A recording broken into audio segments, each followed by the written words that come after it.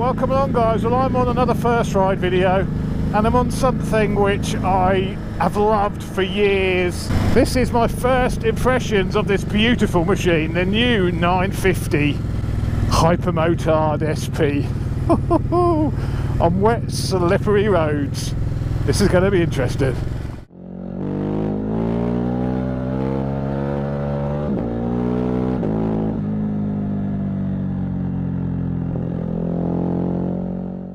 So this is the new 950, still the same 936cc motor, but they've done some work to this. They've changed the pistons, they've done some other magic. Basically they've given it a few more of the brake horsepowers and a few more of the torques over the old model, with revised pistons and camshafts and other good stuff, revised exhaust system. They've also made it about 4 kilos lighter than the old bike. So in theory, this could be my perfect motorcycle. It's got one thing in mind, this bike, and that is hoonage. I've ridden the old 936 version. It was okay. It wasn't the SP. It didn't blow me away. It had a lot of torque, but I was left feeling a little bit disappointed initially. It grew on me as I rode it, but there was an initial disappointment. They say that this new one is much more like the original 1100 air-cooled version, which people will tell you is the best Hypermotard. Ducati have tried to go back to that original roots of that bike, and you know what? Initial impressions is I think they may very well have succeeded. Blipper and quickshifter is fantastic. For a big V-twin, it's hard to get a decent quickshifter and blipper to work nicely. Ducati have managed it on this. This motor really is all about the torque. It always was about the torque, and it's even more so about the torque. It seems that it does pull harder at the top end now, but there's so much torque at the bottom end. I think Ducati say something like 80% of the torque is available below 4,000 revs. That's just insane. For this year it also has the V4-esque TFT. Quite small, but I quite like it being small. I don't want a massive great display on this sort of bike.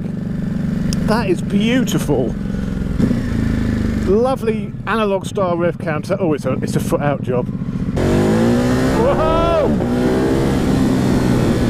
That is a brilliant traction control system. Whoa! And a very, very good anti-wheelie system as well.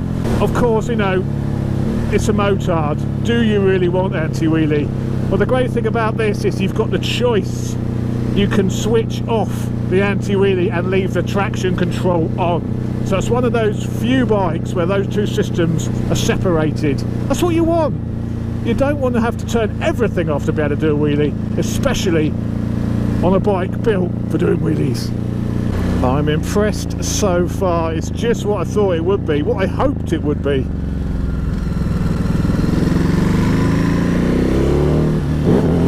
Oh, I might have to turn that. I'm gonna do it. I'm gonna turn the wheelie control off.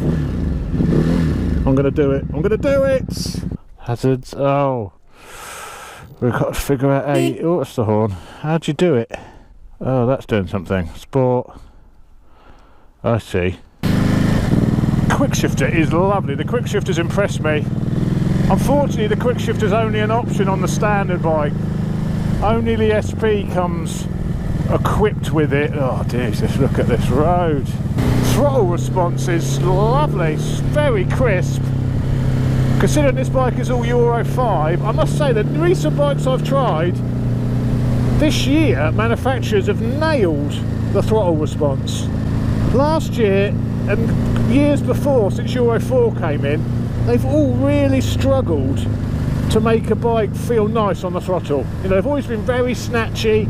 KTM have nailed it this year, and this again, beautiful throttle response. Riding position on it is very comfortable, very motard like. It feels moderately big between your legs, quite wide for a supermoto. I mean, this isn't a pure supermoto because it's a bit big, but It's a bike which offers the Supermoto fun, but with a little bit of practicality and perhaps a bit of range built into it. It's aggressive, you're up high, your legs are sort of back, you could hang off it, you could get your knee down quite easily, massive wide bars. It's a position I absolutely love. I love Supermotos. The clutch is a little bit awkward. It's lovely once you're rolling, very smooth, very nice, but that pickup when you pull away, I've stalled it a couple of times. It's sort of a little bit of a snatchiness to it.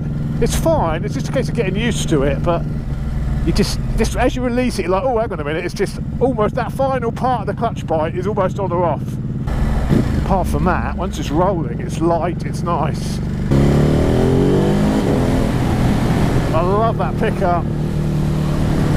That initial punch makes an absolutely lovely bike to ride on the road. Grunts, I think this is about 100 Newton meters, just under 100 Newton meters of torque. Oh yeah. The front brake is really powerful, very progressive. It's not M50s or anything. They're Brembo, of course, but they are beautiful. Oh, we brake into the next brake. Combination of front and back brake in this weather. Maximise that braking potential. Of course, this has got an IMU now. This has got the cornering ABS. All of that lovely stuff, cornering traction control. In these conditions, that is fantastic to know you've got that beneath you. Absolutely fantastic.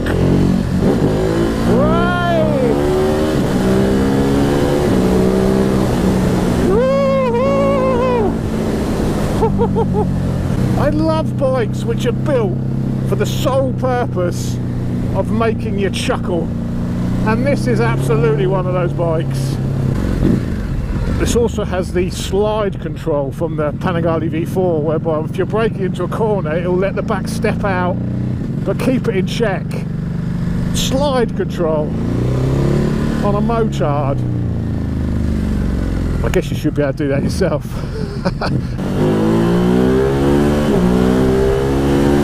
Oh, it goes well. It goes very well. They've got a bit of top end on this engine now as well. I was underwhelmed by the original.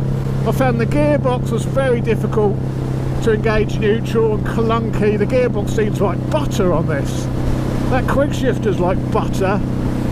Some of the things which just annoyed me with the original, not the original, but the 936 version, they're just not there on this bike. What I've noticed, turning it on and off, it's remembered the wheelie control was off. It hasn't turned it back on again as it's been on and off with the ignition. It's remembered it's off. So that's it, it's off. Once you set that, it stays off. Brilliant. Why can't you do that with other bikes? I could definitely see myself on one of these. There's a little bit of initial when you come off the throttle, but I am in the sport mode. If I went to a more touring or I think there's an urban mode I spied, that would probably work better if you were going to go in town. I am in the full-on attack mode. Weehaw! I just watch these wet roads on the supercourses.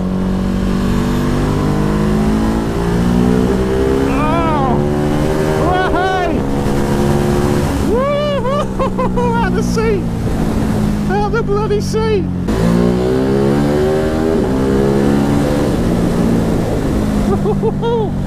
Oh yeah! Oh! What a bike! What an absolute weapon! I may have to get one. Bloody love it! A lot of people will tell you that this bike is too heavy to be classed as a proper motard. I guess it's the thing which puts people off. It put me off that the spec sheets, when you see how much these weigh, this is about 100, I think it's nearly just under 200 kilos wet. It's 177 kilos dry, I believe. So it's a little bit heavier than the Street Triple. But because it's got long reach suspension, because you're a bit higher up, because of the geometry of it, it makes it feel so light and flickable. You can tell it's a little bit heavier than an SMCR, but it doesn't feel like it's 30 kilos heavier, which is what it actually is. Is that a dry bit? Semi, no, not really. It's a shame. We're going to have to get on one of these in the summer months.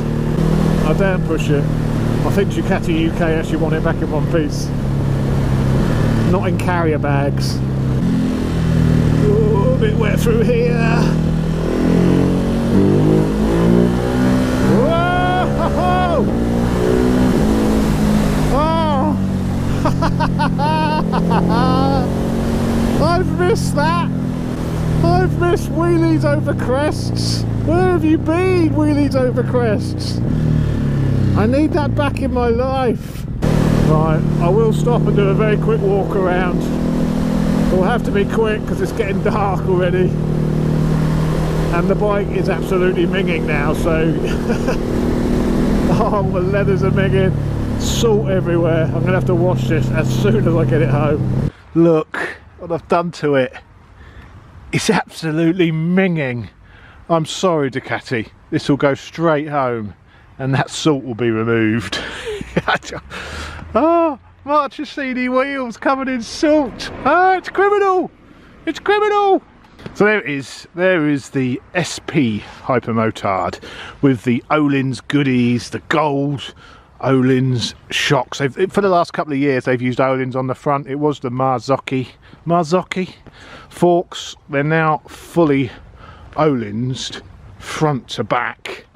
There's the rear shock, single-sided swinging arm. The SP comes with the delicious Marchesini wheels, the twin exhausts it's now got, like the original 1100, and even this little tailpiece is very reminiscent of the original 1100. The trellis frame on the back, again reminiscent of the original 1100. Actually, if you park the 1100 and this one side by side, I don't think they'd look a million miles away. They look very, very similar. This one just has a bit more of that modern Gucci-ness about it. The modern fit and finish.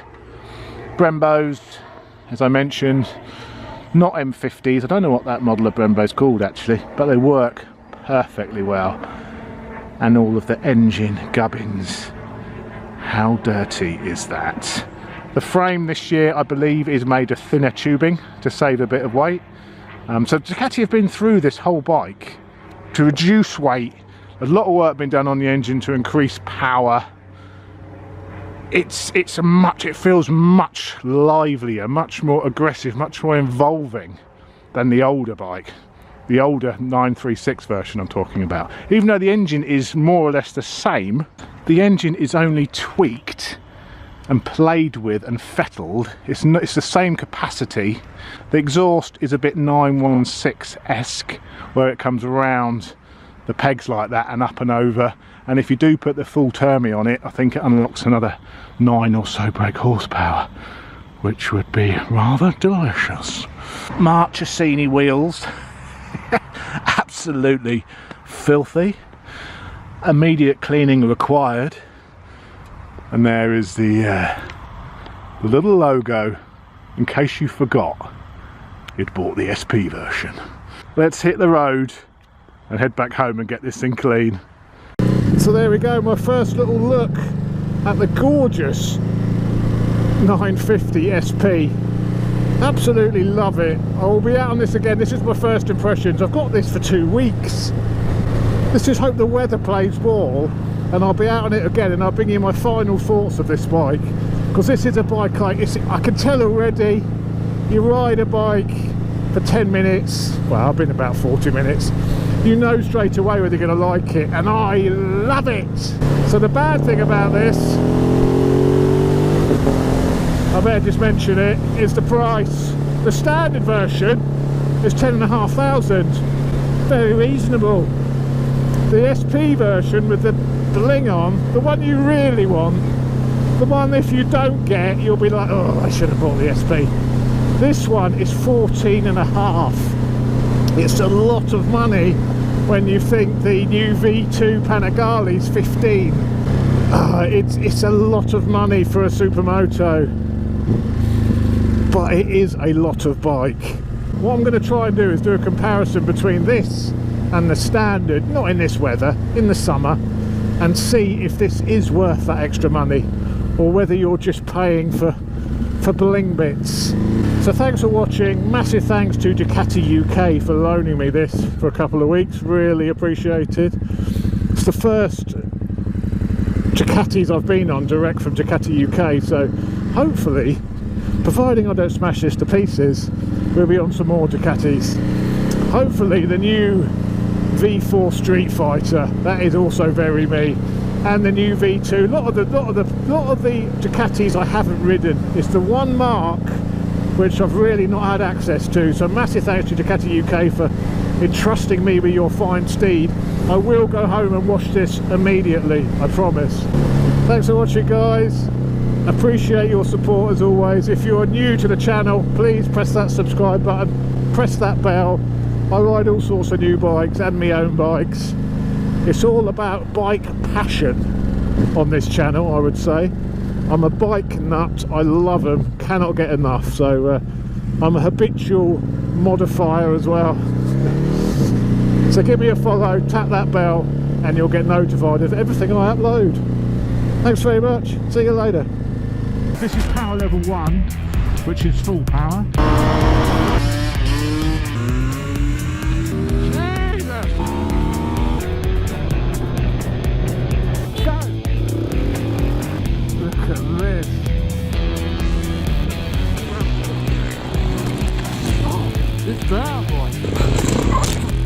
Check it, man. This thing is absolutely bonkers.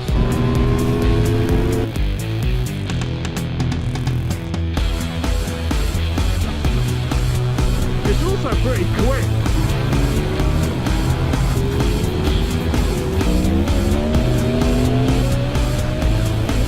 Yeah, alright. Never mind getting beat up. Give me this any day of the week. Oh,